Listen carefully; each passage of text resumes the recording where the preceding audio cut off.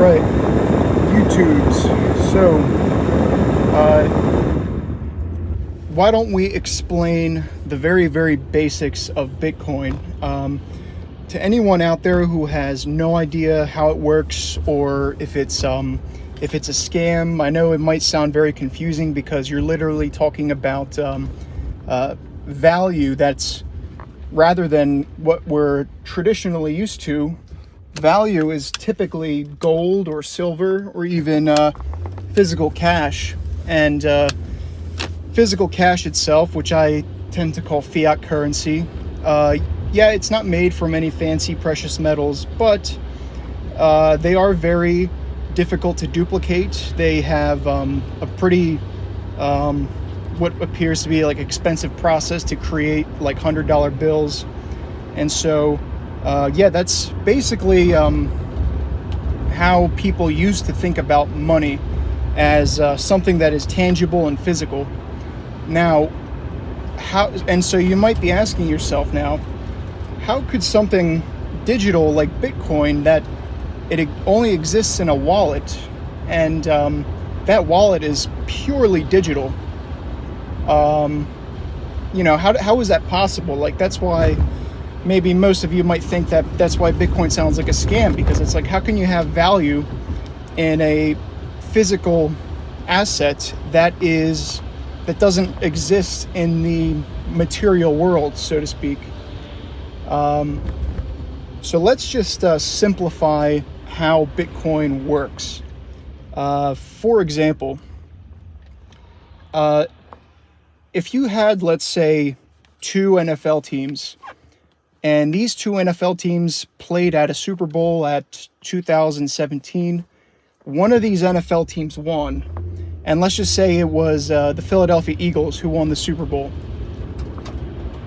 The Eagles themselves, when they win that Super Bowl, it's not just the Eagles, but it's mostly like the franchise, the fans. People value this intangible asset, which is a Super Bowl victory.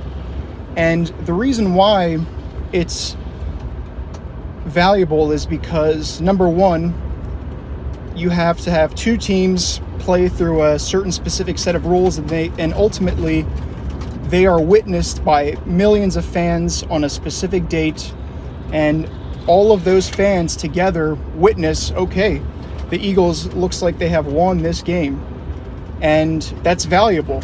It's not a value that's physical or tangible, but nevertheless, it is still value, despite the fact that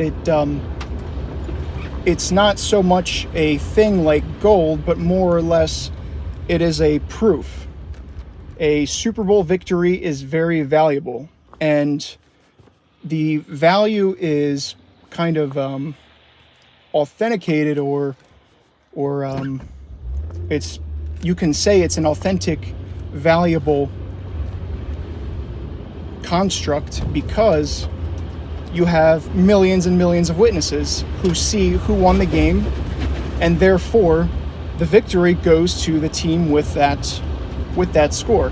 Everyone knows what happened. Even if you destroy the Super Bowl trophy from 2017 and you destroy all of the Super Bowl rings, and something crazy happens to that team a couple months later after the victory, it doesn't really change the fact that that victory still exists. But it only exists in a I don't know if it's the right word to use for it, but it exists in a metaphysical sense. Everyone knows it happened, everyone witnessed it, and everyone, more importantly, everyone feels confidence that the Eagles did win the Super Bowl in 2017. The confidence is the important thing. Now, what is this weird analogy that I just went off on Bitcoin and the Super Bowl? So, with Bitcoin, it is kind of works in the same, or it's maybe very different, but it's the same idea. The value comes from a bunch of people witnessing a certain action taking place, a certain event, and this event is primarily sending transactions or sending money from one Bitcoin wallet to another. The entire Bitcoin, I guess you could say, ecosystem witnesses that transaction taking place. And that's basically how Bitcoin has value. So another way to look at it is, I like to use the ledger example. Imagine you're in a room with 5 or 6 people, and these 6 people want to invent their own value that is imaginary.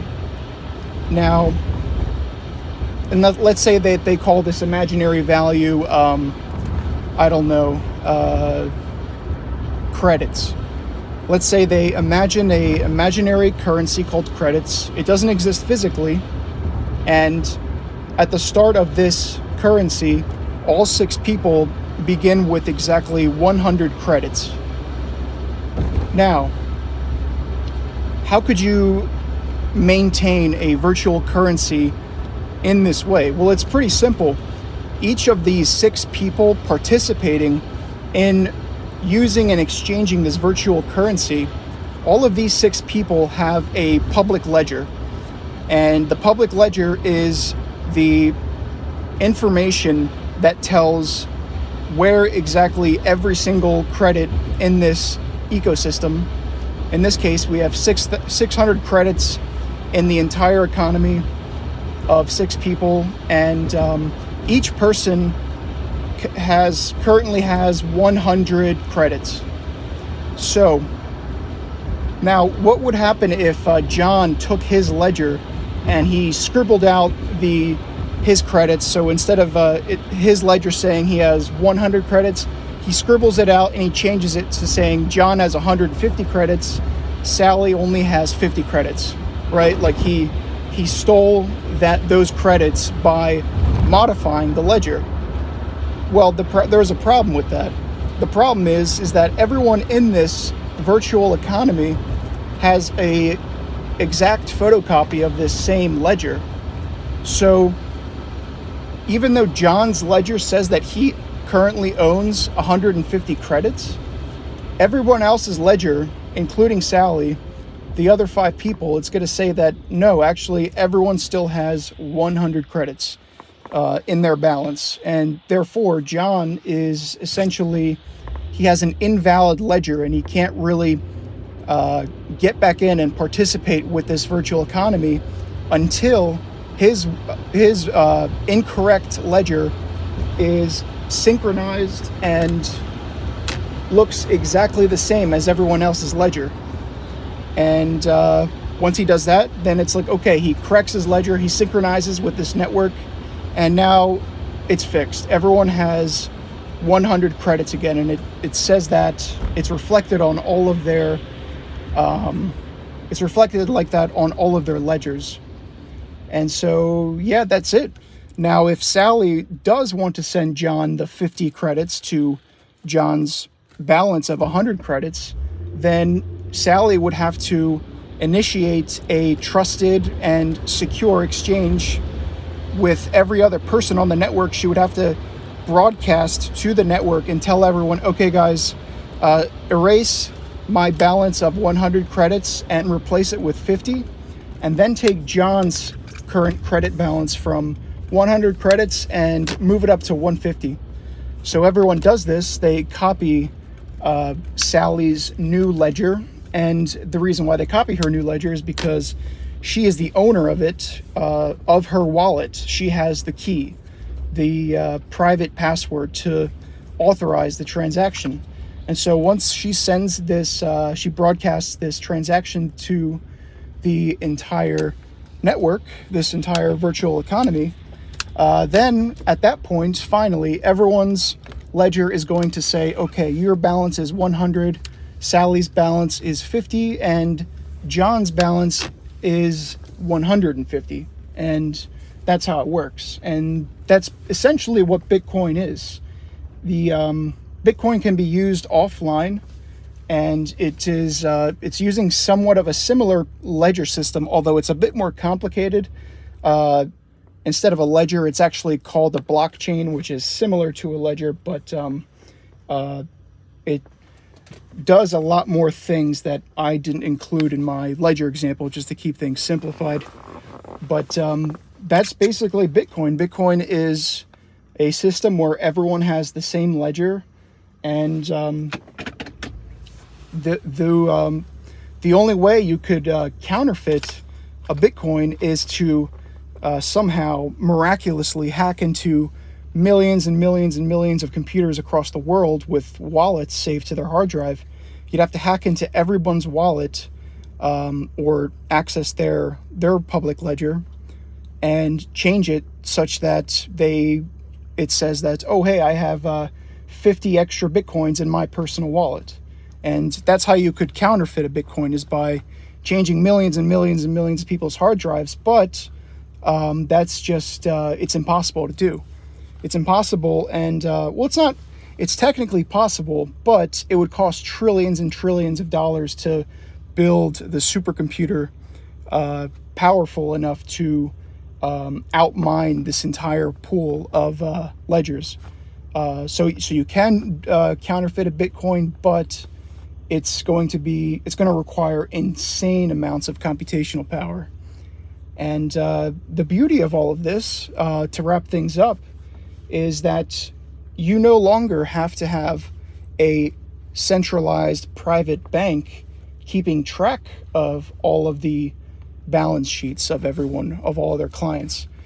What happens is you have essentially cut the middleman out of the equation. The banks have been removed from the equation, and now the entire banking system, I guess you could call it, the entire economy functions without these people in the middle, and it's just peer-to-peer, person-to-person. And yeah, that's why that's part of one reason why it's extremely valuable. A second reason why it's extremely valuable is the obvious thing, is the same reason why gold is valuable. Gold is it's physical, but it is there's a scarcity of gold. That's why gold is valuable. So if an asteroid hit the planet, like 100,000 years ago, and it turns out that gold was as abundant as aluminum, then gold would be a lot cheaper in that case, because the scarcity isn't as severe. But nevertheless, even though there's a lot more gold on the planet, you could still use gold as a currency exchange. It's just that it would be much, much more heavily inflated. But ultimately, gold is valuable because gold is gold. You can't duplicate it. You can make some in an atom smasher, but the amount of energy and resources that you would have to put into that to make gold with some kind of particle accelerator to they smash the atoms together with those giant machines. And even I think we can technically create gold now with other elements, but they can only make I think it's 10 atoms worth of gold, and they have to use enough energy that could power an entire neighborhood or small city just to create a couple atoms of gold. And so same way with gold, Bitcoin, you can counterfeit it, but it's too costly to do so. And that's why same thing applies to gold. Gold is, you can counterfeit it technically, but it's going to be extremely, virtually, impossible, to the point where you don't even want to consider it, because it's just way too expensive, and it's just completely out of the question. So Bitcoin is always going to be valuable, unless there's some kind of World War III nuclear apocalypse, and we go back into the dark ages, or it's that PC game Rust, where the grid's down, the internet's down, and the fraction of the population's still alive. That's basically the only thing that could stop Bitcoin, is to bring down the entire internet. So